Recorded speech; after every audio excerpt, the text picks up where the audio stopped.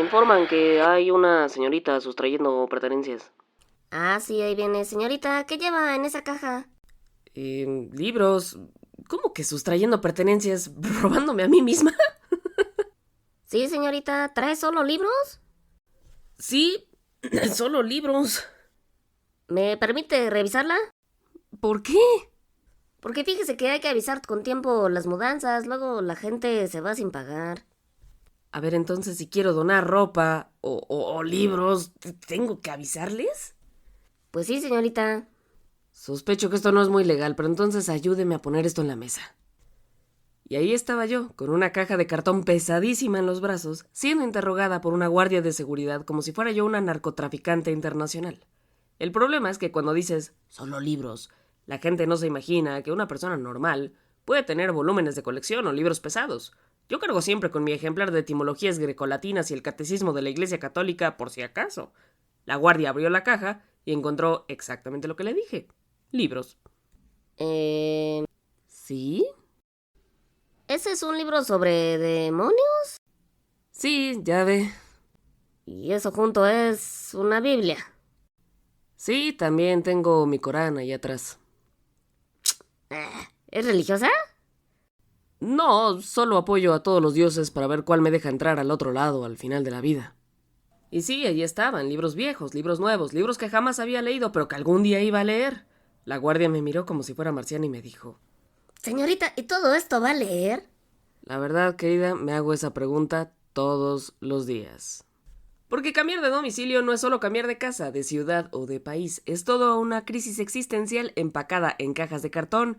No recomiendo mudarte. Esto es No Recomiendo, un podcast de antirrecomendaciones de la vida y de lo que consumimos.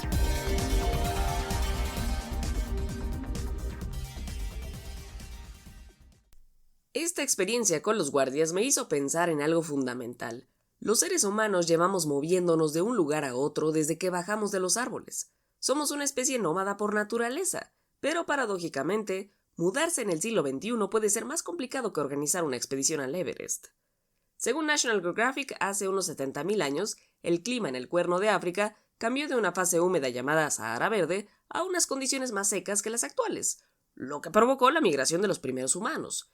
Imagínate, no tenían GPS, no tenían Uber, no tenían ni guía roji de perdido, no tenían ni siquiera ruedas, pero se las arreglaron para colonizar todo el planeta. Como explica la World History Encyclopedia, estos grupos de cazadores-recolectores lograron llegar desde África hasta sitios tan lejanos como Australia, donde el Homo sapiens fue el primer homínido en llegar. Lo más impresionante, lo hicieron sin tener que llenar ni un solo formato migratorio. La diferencia es que ellos se movían por supervivencia. Nosotros ahora nos mudamos porque el departamento tiene mejor iluminación natural o porque está más cerca del trabajo. Hemos convertido una necesidad evolutiva en una neurosis burguesa. Como señala la misma National Geographic, desde que los primeros humanos empezaron a salir de África, nuestra especie ha estado en constante movimiento. Según Naciones Unidas, en 2019, al menos 272 millones de personas vivían fuera de su país de origen. Durante milenios, ser nómada fue normal. Los mongoles construyeron el imperio terrestre más grande de la historia, básicamente mudándose constantemente con sus yurtas. Los beduinos cruzaron el desierto del Sahara como quien cambia de colonia. Los vikingos se mudaron tan lejos que llegaron a América 500 años antes que Colón. Y no se quedaron. Digo, con perdón de los canadienses, pero es que llegaron a pan con lo mismo. Habría estado cool que descubrieran el Caribe. ¿Qué habría sido de los vikingos asentándose en una tierra donde hay de todas las frutas? Tal vez habrían sido más pacíficos. O tal vez los americanos habríamos sido mucho más violentos. Solo Dios puede saberlo. ¿Qué nos jodió como animales? La agricultura. Cuando descubrimos que podíamos plantar cositas en lugar de perseguir mamuts, de pronto mudarse se volvió problemático. Tienes trigo creciendo, cabras en el corral, una choza medianamente decente. ¿Por qué te vas a mover? Así nacieron las primeras hipotecas emocionales, con cabritas. Mucho más tarde la revolución industrial lo cambió todo. De pronto millones de personas se mudaron del campo a las ciudades en busca de trabajo en las fábricas. Fue la primera gran migración económica masiva. Y fue horrible. Las ciudades industriales del siglo XIX eran básicamente infiernos de humo y miseria, donde la gente vivía sin nada como sardinas. Y ahora estamos, por un lado, en la era de la migración digital. La gente se muda buscando mejor calidad de vida, escenas culturales vibrantes u oportunidades de networking. Ciudad de México se está llenando de nómadas digitales que descubren que el café bueno puede ser barato y que mientras hay personas pidiendo dinero a su lado, ellos postean que hay que vivir la vida al máximo desde una MacBook. Pero por otro, seguimos teniendo grandes migraciones que obedecen a la falta de recursos y seguridad. Los conflictos armados y los grupos de crimen organizado eso provocan. Creo que era más fácil la movilidad cuando se trataba de perseguir la comida que se movía a cuatro patas. Ahí está la ironía. Nunca ha sido tan fácil moverse físicamente y tan difícil mudarse burocráticamente. Puedes volar de México a Japón en 15 horas, pero necesitas 6 meses y 47 documentos para conseguir una visa de trabajo. Mi segundo acto es sobre hacer milagros en 4 ruedas. En esta mudanza que acabo de sufrir, pude hacer demostración práctica de las leyes de la física que habrían hecho llorar de emoción a Einstein. Ya lo hice una vez, cuando después de vivir un año en Londres, hice de todo para regresar mis libros. Sí, siempre es un tema mover volúmenes de papel. Yo usaba a cualquier mexicano que pasara por ahí para meterle un par de libros en la maleta. Por cierto, querida Gaby, si estás oyendo esto, sigues teniendo secuestrados al menos 3 libros de mi pertenencia. Pido su rescate y un cafecito. Decía yo, sobre acomodar cosas. Todo bien acomodadito cabe en un jarrito, dicen. Siempre he tenido fe en la tecnología alemana. Quizá demasiada. Así que imaginé que buena parte de mi mudanza cabría en un Golf. Como cuando compré una tele de 65 pulgadas y dije, así cabe. Ese día mi prima me miró con escepticismo. El Golf es un buen carro, pero no es el TARDIS de Doctor Who. El otro amigo que venía con nosotros tuvo que regresarse en Uber. Saludos, galletas. Sin embargo, lo que pasó ahora desafió todas las leyes conocidas de la geometría euclidiana. Empecé metiendo maletas en la cajuela, luego en el asiento trasero, después en el suelo del asiento trasero, en el asiento del copiloto, hasta que el carro parecía un Tetris tridimensional donde cada objeto había encontrado su lugar perfecto en una configuración imposible. Al final, yo viajé prácticamente sentada encima de una caja de libros, sí, claro, los malditos libros, con una planta en medio de las piernas y una lámpara casi asomándose por la ventana como si fuera un periscopio vegetal.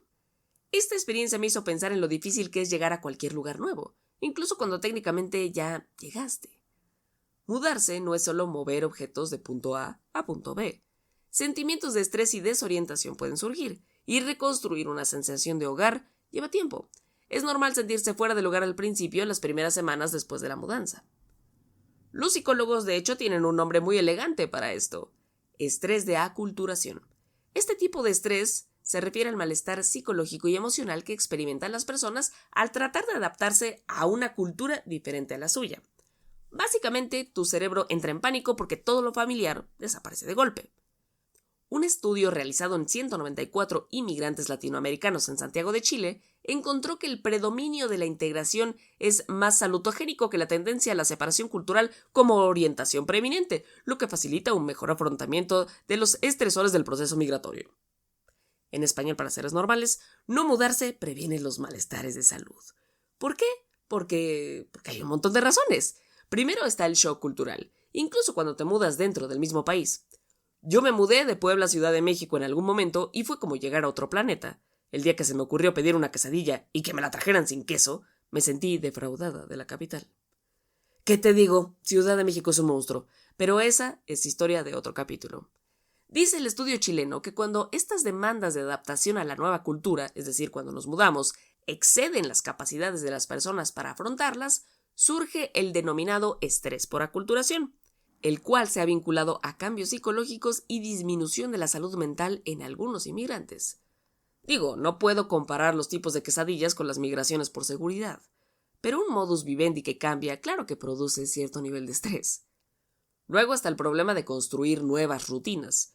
Tu cerebro está programado para el piloto automático. Café en la esquina, súper del barrio, ruta al trabajo. Cuando te mudas, tienes que reprogramar todo conscientemente. Y claro que es cansado. Durante las primeras semanas andas como zombie preguntándote dónde rayos venden leche a las 9 de la noche. En mi caso, hay una tiendita enfrente. Y no olvidemos el tema de hacer amigos. Ya hablé de por qué no te recomiendo las mejores amistades después de los 30, y si no has oído ese capítulo es el anterior, así que bien te puedes ir a ese. En fin, mudarse implica una labor ardua porque ya no tienes la escuela como excusa para la socialización forzada. Tienes que ser proactivo, y eso significa salir de tu zona de confort cuando tu zona de confort acaba de ser destruida por la mudanza. Según la psicóloga María Cañete Usón, las mudanzas representan un momento de cambio significativo que puede desencadenar una serie de emociones, estrés y adaptación. Es común experimentar ansiedad. La incertidumbre sobre el futuro, las preocupaciones logísticas y el proceso de dejar atrás la familiaridad pueden ser abrumadores. Ya encontré la leche. ¿Pero Nutella de emergencia? ¿Dónde, señor? A este tercer acto le podría poner el calvario de los 7 pisos. La tercera anécdota de mi saga mudancera es una lección magistral sobre la ley de Murphy aplicada a la reubicación doméstica. Después de todos mis experimentos internacionales, decidí pasar una parte de mis cosas a un departamento en Polanco. ¿Recuerdas Polanco de otros episodios? Sí, el barrio de gente con dinero citado en Emilia Pérez. Si no sabes de lo que hablo, hay otros, no recomiendo para tu disfrute. Ya que estamos acá, dale 5 estrellitas, porfis, nada cuesta. Bueno, dicho depa en Polanco, o más bien Nuevo Polanco, como le dicen a esa zona, es en donde vive mi hermano que no es mi hermano. Ahí pasé a dejar cosas. ¿Cuál sería mi sorpresa cuando me dijo, es que no podemos usar el elevador? Güey, vives en un edificio en Polanco en el piso 7 y no tienen un elevador de servicio. Pues no. Quería llorar. Más querían llorar los señores contratados de la mudanza, que me vieron con la misma expresión que debieron tener los constructores de las pirámides cuando les dijeron la altura que estaba estipulada en los incipientes planos. Miraron las escaleras, miraron mis muebles, miraron a mi hermano, me miraron a mí y confirmó uno. Entonces todo esto sube por las escaleras, señalando mi sofá, mi colchón, mi librero. Yo asentí con la culpa de quien sabe que está a punto de ser cómplice de un crimen contra la humanidad laboral. Decidieron cobrarme más, con toda la razón del mundo. Lo que siguió fue una operación militar digna del desembarco en Normandía. Los 3 hombres desarrollaron un sistema de poleas humanas, turnos rotatorios y palabrotas en dialectos que no sabía que existían, o que se inventaron por la falta de aire.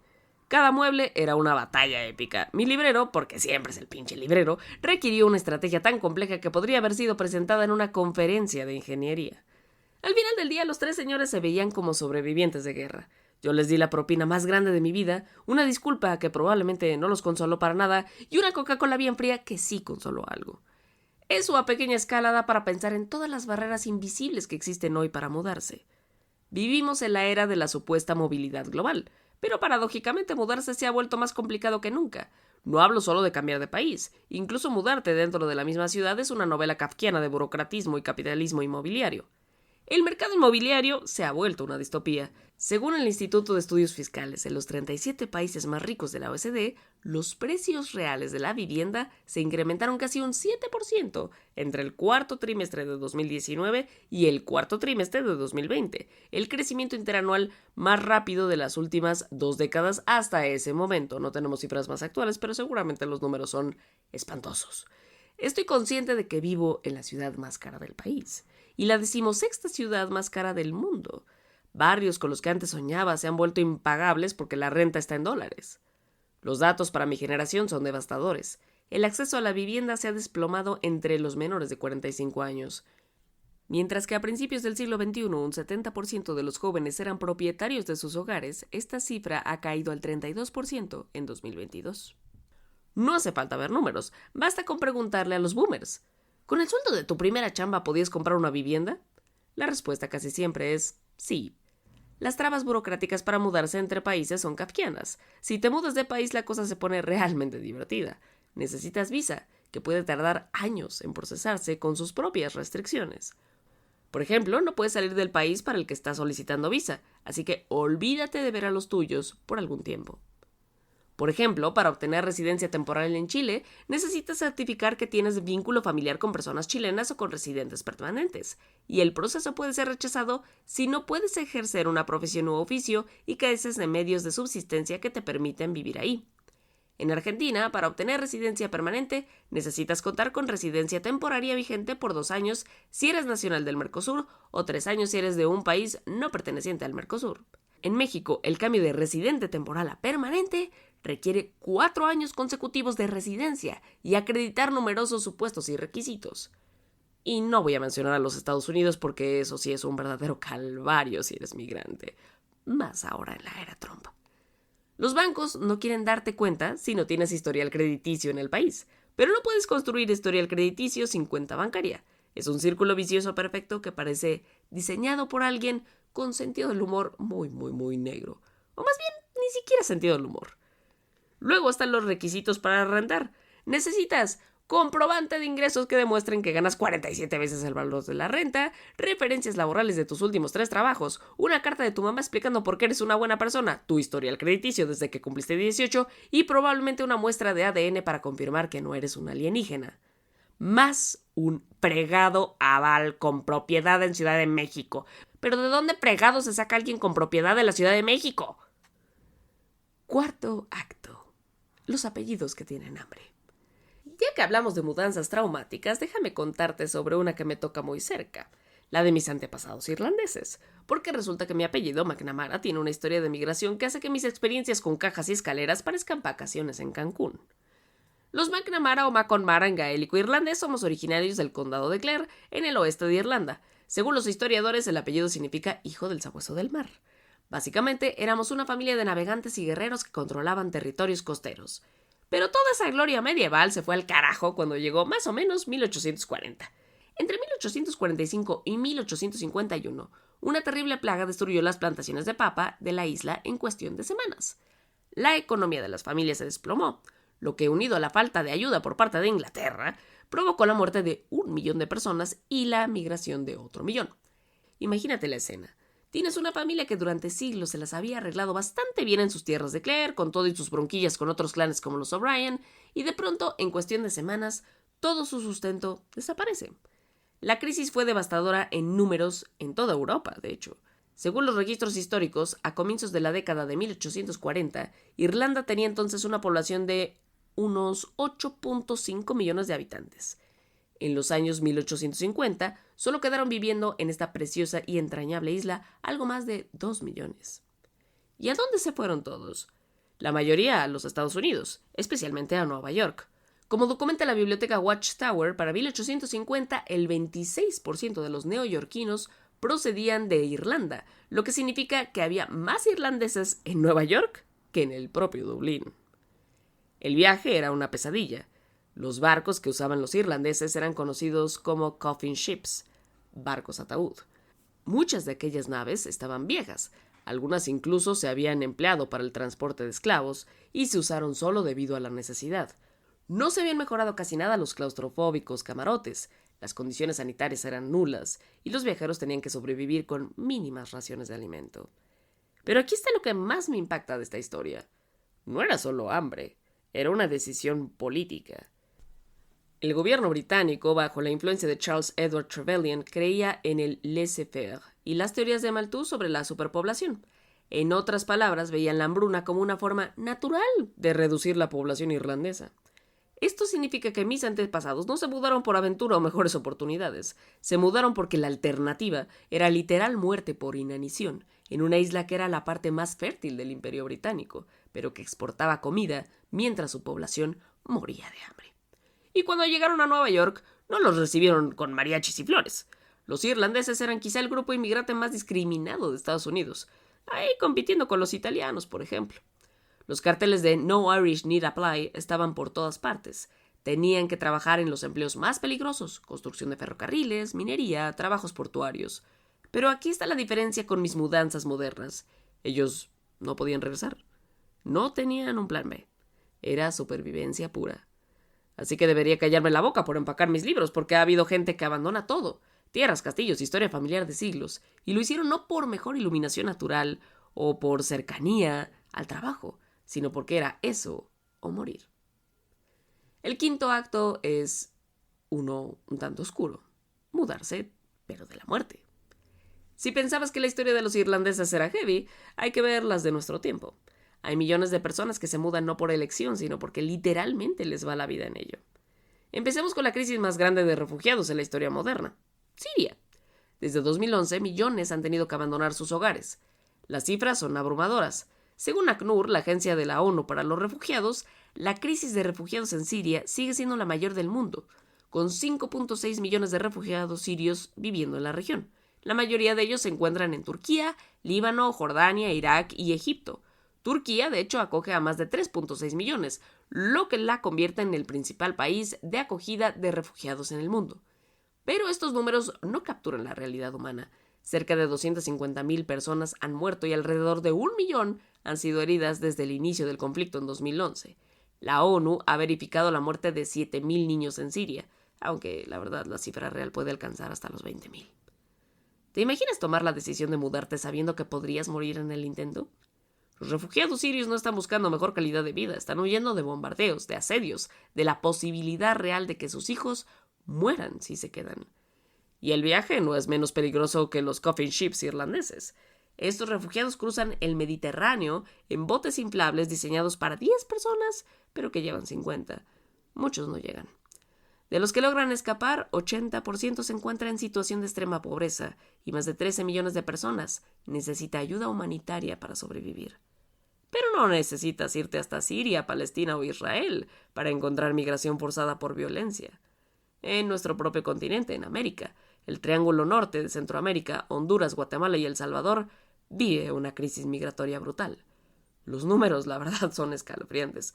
Como documenta una investigación académica, Honduras es todavía el país más violento del mundo, con un promedio de 92 asesinatos por cada 100.000 habitantes en 2013. Lo seguía El Salvador con un promedio de 69.2 muertes violentas por cada 100.000 habitantes. Claro, ahora tienen un dictador que ha vuelto a ese país un milagro de seguridad, pero ¿a qué costo? Con personas inocentes detenidas de por vida que estaban en el lugar equivocado en el momento equivocado. Y a ver, esta violencia no es random.